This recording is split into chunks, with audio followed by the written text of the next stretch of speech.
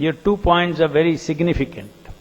The first is that Kardama Muni attained success by yoga practice in the beginning of Satyuga, when people used to live for 100,000 years. Kardama Muni attained success, and the Lord, being pleased with him, showed him his form, which is not imaginary. Sometimes the impersonalists recommend that one can arbitrarily concentrate one's mind on some form he imagines and which pleases him. But here it is very clearly said that the form which the Lord showed to Kardama Muni by His divine grace is described in Vedic literature. Shabdham Brahma, the forms of the Lord are clearly indicated in the Vedic literature. Kardama Muni did not discover any imaginary form of God as alleged by rascals. He actually saw the eternal, blissful, transcendental form of the Lord. Thus ends the Bhaktivedanta purport. So as a result of Kardama Muni's meditation, penance, to propitiate the Supreme Personality of Godhead, bore fruit in the form of the appearance of the Lord in front of him. The Lord showed himself to Kardama Muni. He displayed his transcendental form. In other words, Kardama Muni could see the transcendental form of the Supreme Lord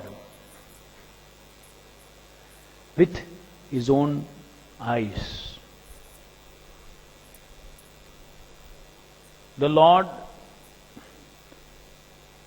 being absolute, He can appear in the material world as He is, and being absolute, He can make Himself appear to our senses.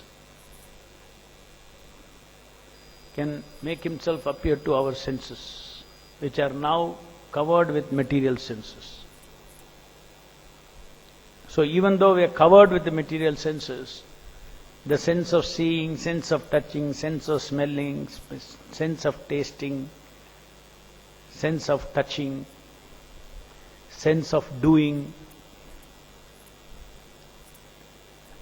all these different personal characteristics that is actually the characteristic of the soul. Soul means person. This person's characteristics.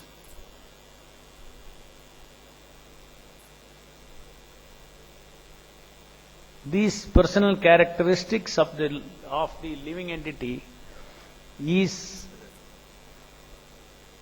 even in the conditioned state, is coming out of or is exhibiting itself through this body. So the soul, the spirit soul, is haunted, that's all. But it is active in a haunted way. So if it is active, it's in a haunted way. Haunting means it's doing somebody else's work, or somebody else's interest is being taken care, is being done by the soul.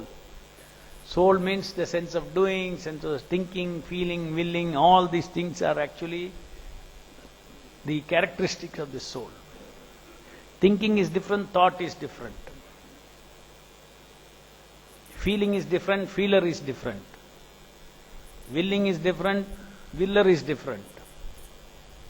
You may will something in the material field, you may think something in the material field, you may feel something in the material field. That is called thinking, feeling, willing. But the thinker, the feeler, the willer is the soul, even in the haunted state.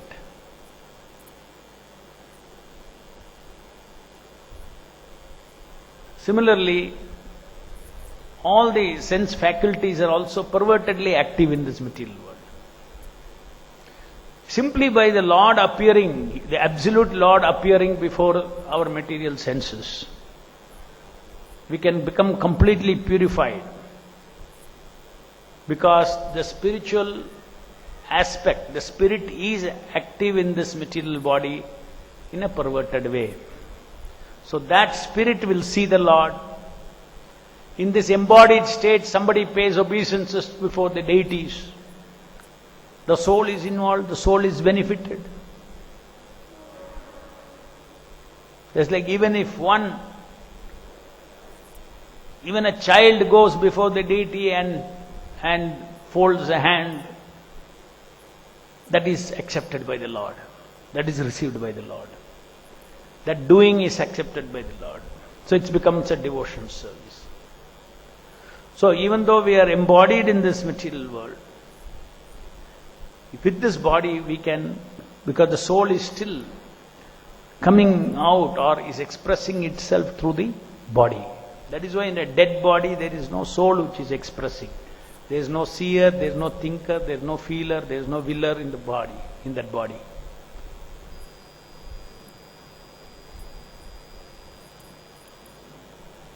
So seeing the transcendental form of the Lord, anything that we see with our eyes does not mean it is material.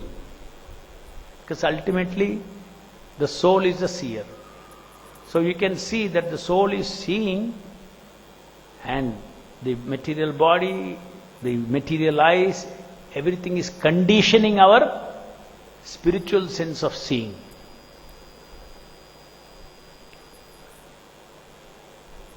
So this is something that the Mayavadis, impersonalists, they cannot understand. They say that if the Lord has come before him, then he has taken a material body and come, therefore you are able to see.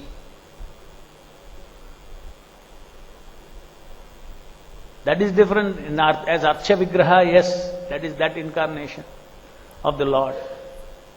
But there also, even though he is taking the Archa form of the material body he takes, it is no longer material because he himself assumes that form of the deity. So those who are devotion, they are actually not worshipping any metal or stone, they are worshipping actually the Supreme Personality of Godhead. And the metal or the stone is completely spiritualized, and it is his energy. As his energy, being his energy, there is nothing material in that elements anymore. It is also completely transcendental, representing his form.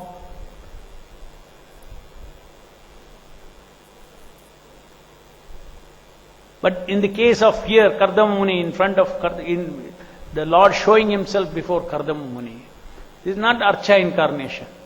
With the Lord himself in the self-same form, he comes because of his tapasya, his austerity. Before so many devotees, the Lord appears as he is, and then he seeks to bestow any boons that the devotee wants.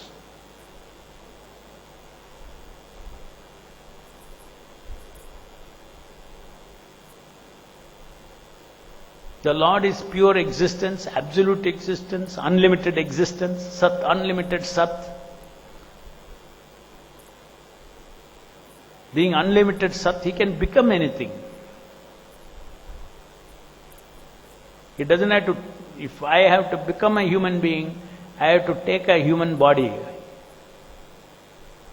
If I have to become a lion, I have to take a lion's body. And I will be sitting inside the lion's body. If the Lord has to take a lion's body, he doesn't have to take a body of his energy. His own personality, his own existence will become lion. Like Narasimha.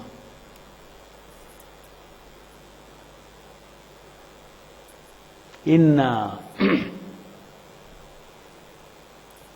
Bhashya of Baladev Vidyabhushana, on the Vedanta Sutra, in one of the sutras he explains how the Lord takes different forms. Very, very, very interesting example he gives.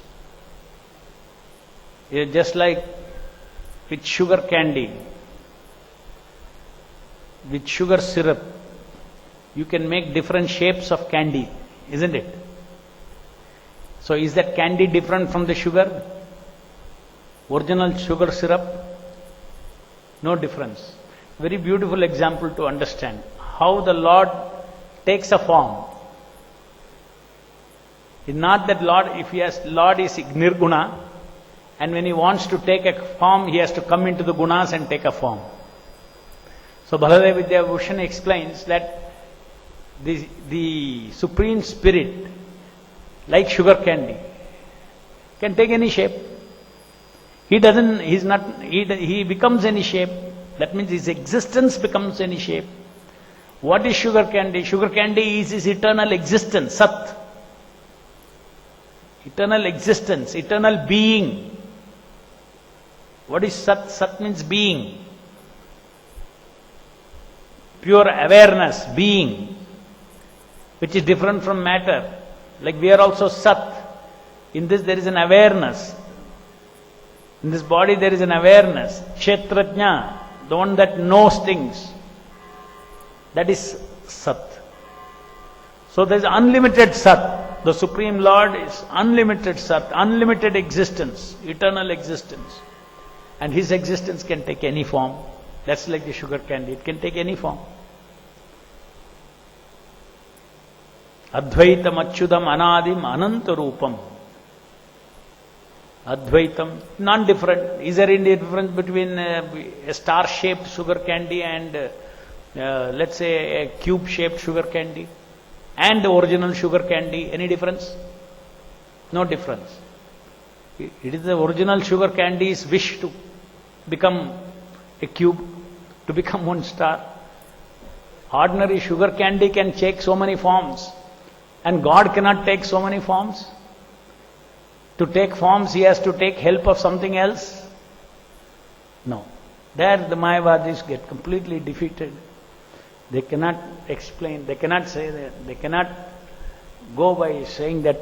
There is an assumption that the Mayavadis impersonalists make, that God or Brahman means nirguna. No personality, only awareness, no individuality, nothing. Only pure awareness. And when there is no identity in pure awareness, there is no individuality in pure awareness, then the natural consequence is what? How can there be any difference between me and you and God? No difference. So we are all one pure awareness. We are one pure awareness, we are pure awareness. We are Brahman. But Parabrahman is there who is supremely pure awareness. And who is the owner of everything. He is the owner, everybody is a part and parcel of that Supreme Brahman. And that Supreme Brahman has an individuality, we have an individuality.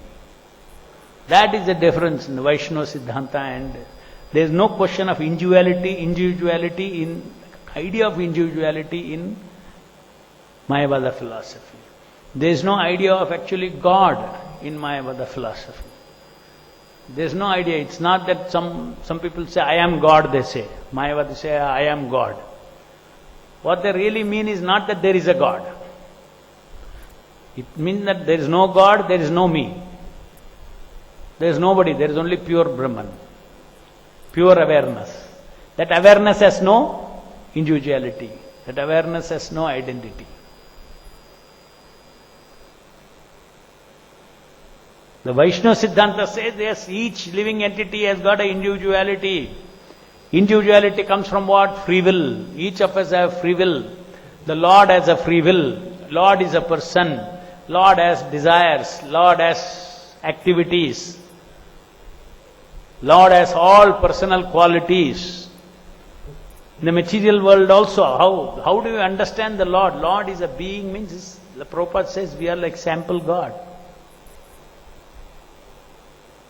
All the rasas that we are seeking, it is there in perfection in the Lord and in relationship with the Lord in the spiritual world. He is a person. So that is Krishna. And he is omnipotent. And he is inseparable from each part and parcel. He is inseparable from his creation. He is inseparable from especially the part and parcels of the Lord. By his will he has separated this material energy, so it's called separated material energy. But the living entity itself is not a separated energy. Paramatma is always accompanying the supreme, the tiny spirit soul. In Chaitanya Charitamrita is explained how the Lord expands Everything is his Leela. He himself expands as Swamsha, Vibhinnamshas. We are all expansions from Krishna. That is the reason why our free will, as tiny free will, has got absoluteness. That is the reason if we exercise our free will, we have to, is almost like absolute. Every action has a reaction. The action is, you create an action, then it is, the material energy is designed in such a way, material energy or spiritual energy, everything is designed in such a way that there is a consequence for our action. So important is our free will in determining our future. So important. It's a very big factor. That is why Prabhupada says God helps those who help themselves, even in the spiritual world. You want detachment, then you need to help yourself. Detachment. You want spiritual knowledge, you have to help yourself. If you want to please Krishna, you have to help yourself first. Do everything possible to please Krishna. Success is in his hands. The way how to go, that is also he will guide. But we have to put in our efforts to please the Supreme Lord, if we want to, or anything. Some karmi wants to control the material nature, wants to control everything.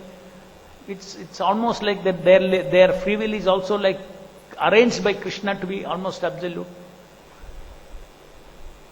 All the big demons, Hiranyakashipu, all these people, they did so much tapasya, so much austerity, they disturbed the entire universe. So the entire universe is connected. By his tapasya, every living entity was feeling suffocation. He is doing tapasya there. Every living entity is having difficulty in breathing. He is controlling the air. So it is one energy. So naturally, now the Lord, that is why the Supreme Lord incarnates into this material world, and he also acts as a person. Okay, you are Hiranyakashipu, you did all tapasya. Now I am the Supreme Personality of Godhead. I am the owner of everything. I am the owner of your intelligence, everything. You are disturbing my bhakta. I will destroy you. So he comes in as an individual. He takes avatara as a Narasimha.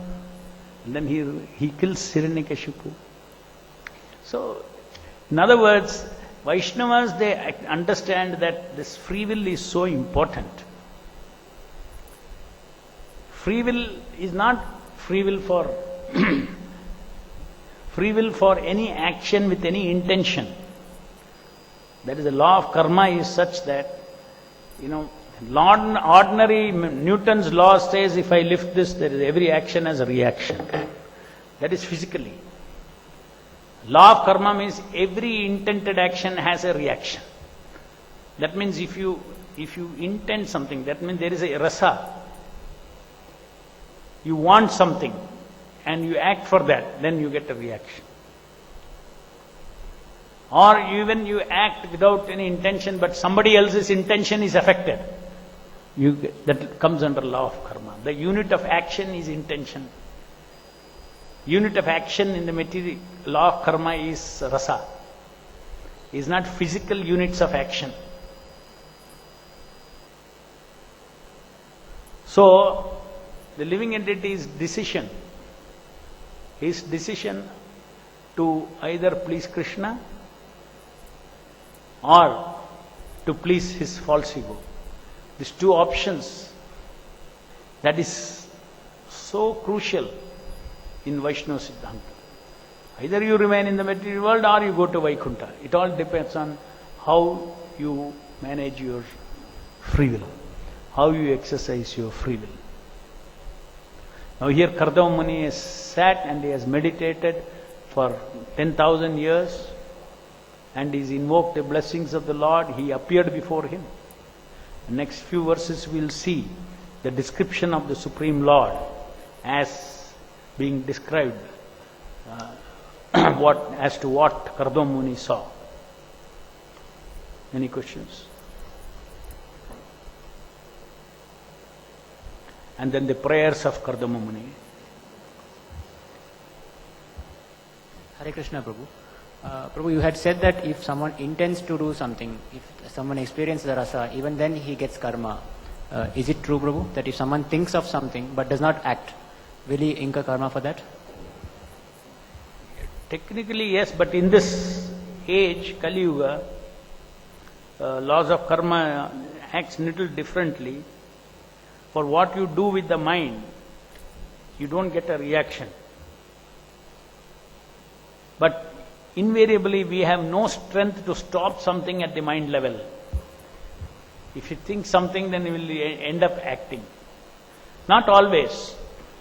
So some concession is given in Kali Yuga. Intention, then action should follow. But action will have an intention. Every personal action has an intention. This kartal falls. It's not a personal action. The earthquake happens, things fall. It's not a personal action. There's no law of karma there. Law of karma is about personal action. That is why the intention is there. Desire is there. Desire for rasa, what? Self rasa or Krishna rasa. For independent enjoyment, different kinds of enjoyment. Or for enjoyment of Krishna, for pleasure of Krishna. Any other question? Hare Krishna, Prabhu. Prabhu, as you mentioned, it's very important to use our free will in the devotional service, especially being Vaishnavas. So, even during chanting also, we must use our free will to keep our attention on the holy name, all this. So, how do we strengthen our free will in every step of our daily routine? How do we strengthen it more and more? So could you please? Yeah, we strengthen our free will by association with Brahman, with spirit. And for us that method is reading Prabhupada's book, hearing, chanting, seeing the deities, honoring prasadam, doing for the Lord, going out and preaching. So different things that we are touching spirit. That will give us the spiritual strength. It is a fact. Free will can be weak, free will can be strong. You may will something, but you may not have bala to do it. Even spiritually, let us say some sinful activity, you don't want to do it, but you may not have the bala not to do it. That means your free will is weak. You need association. That is the reason why we should, this chanting morning program is nothing but it gives us spiritual bala to exercise our free will in service of the Lord. So whenever we see that we do not have the strength, I want to do something but still I take a decision which is serving Maya, it means that, we have not developed, we have not, sought and not taken enough spiritual Shakti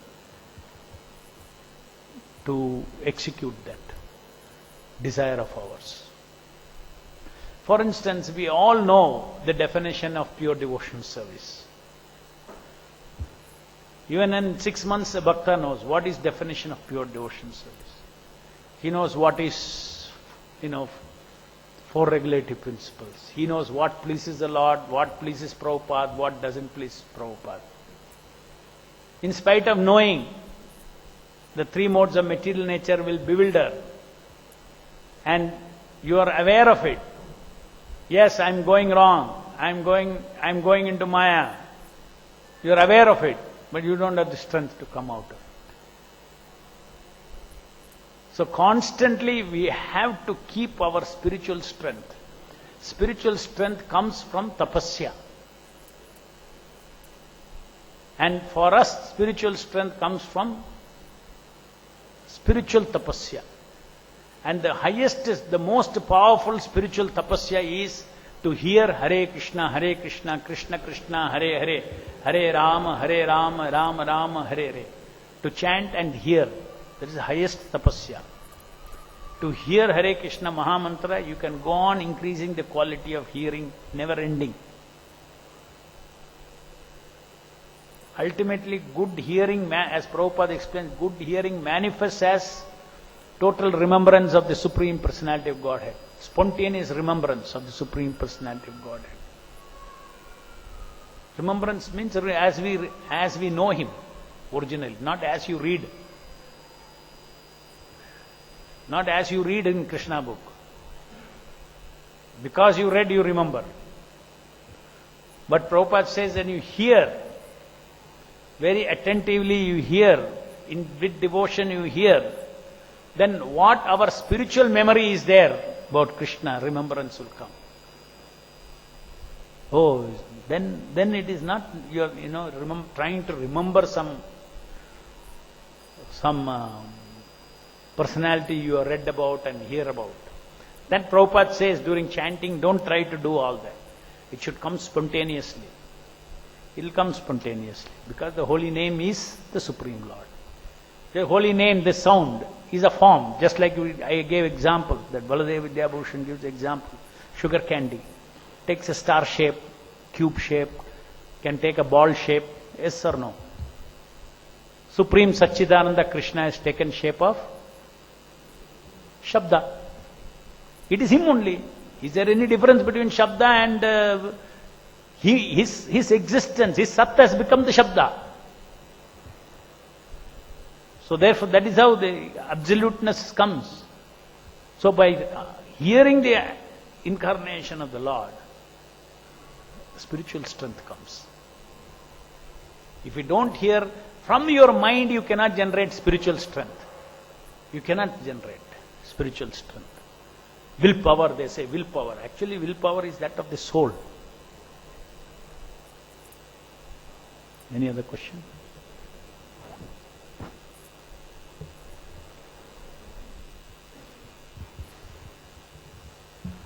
Hare Krishna Prabhu, you have seen here action and reaction equal and opposite.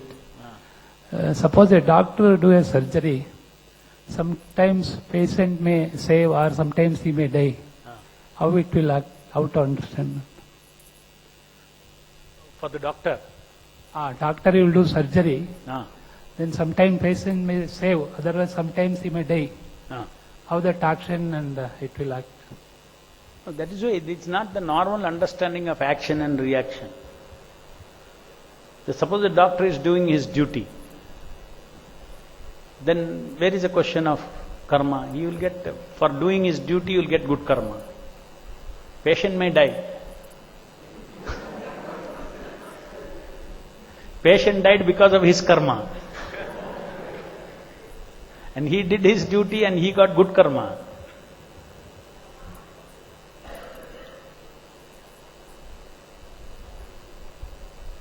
See, every action, that's why I defined personal action.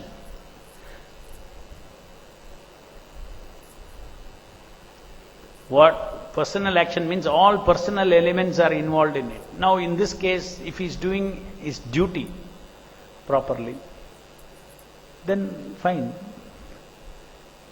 If he is negligent of his duty, he is operating the patient and he is thinking of some sense gratification. I have to go for party in the evening and he kills the patient. I have to urgently go, do something, and he kills the patient. He will get bad karma. Yes. Hare Krishna Prabhu. Prabhu, Hiranyakashipu is doing austerity and the business is between Hiranyakashipu and the Lord. But why others have to involve in suffering reactions of... No, it is not between him and the Lord. Hiranyakashipu is trying to control material energy. He has forgotten the Lord. He is thinking, I am the Lord. So material energy is a separated energy from the Lord. It is left free. You can capture it. He can capture it. Lording, this world is left for lording freely. Somebody does very powerful tapasya, he will lord over the material energy. And material energy is a unified field. The Panchabhuta in your body, no different from the Panchabhuta, all the rest of the Panchabhuta. What is your body? Your body is nothing but a little of this universal Panchabhuta has come into around your soul. Yes or no? Is there any difference between your body and the Panchabhuta? Is there any difference between the floor you are standing and your body? We are thinking I am the body. Nothing, there is no difference. The floor on which you are standing and the body, both are same. And this Hiranyakashipu is controlling these universal elements by tapasya. So naturally it will have effect. One terrorist will come and put a bomb. So many innocent people, it will all affect them, no? Is it not? So in the material world, we are all connected and interconnected. That is the reason why even the positive thing, like Prabhupada says, you do Sankirtana, it will purify the world. It will bring good to the whole world. Good things will happen in the material energy. Bring positive energy to the material world. If Sankirtana happens, then war and all these things, so many things can be negative energy can go away. It is not necessarily only talking about the spiritual effect. Sankirtana, the Lord's incarnation, this is a yajna, yuga dharma. A lot of people, let's say stadium, you join, get together, lakhs of people and chant Hare Krishna Mahamantra. It will bring a lot of auspiciousness, lot of material auspiciousness also will come with chanting Hare Krishna Mahamantra. So materially and spiritually, one can bring prosperity by chanting, by Sankirtana. Now we are chanting Japa here every day in the morning on Hare Krishna hill. We are worshipping the deity and we are doing Sankirtana in the temple. This activity of Sankirtana in the temple is one of the most powerful activity that the entire Bangalore city can feel. They cannot experience. But it is a greatest impact it is having in their life. In terms of auspiciousness that it brings to this city. Now Bangalore is flourishing. At one time it was not flourishing like this.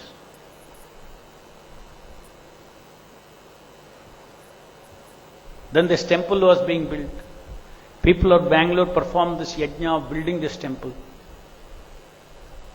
After 1996, the temple was inaugurated. A lot of people did devotional service. From 1996, you see all IT, everything started booming. Materially, Bangalore is prospering now. It's also a fact. Those people who have all contributed, who have helped to build this temple, they have all become very, well-to-do materially. You cannot separate, you cannot say chanting Hare Krishna is only transcendental. Chanting of Hare Krishna is the most pious activity, plus it is transcendental. Is the most pious activity, plus it is transcendental. So those who chant Hare Krishna, you can see devotees, simply, they take up mala and they start 16 rounds, they start chanting every day without fail, 16 rounds. They don't, care so much about, chanting and hearing properly and all these things. But you still see that their material life changes. Had no direction, the life was completely confused.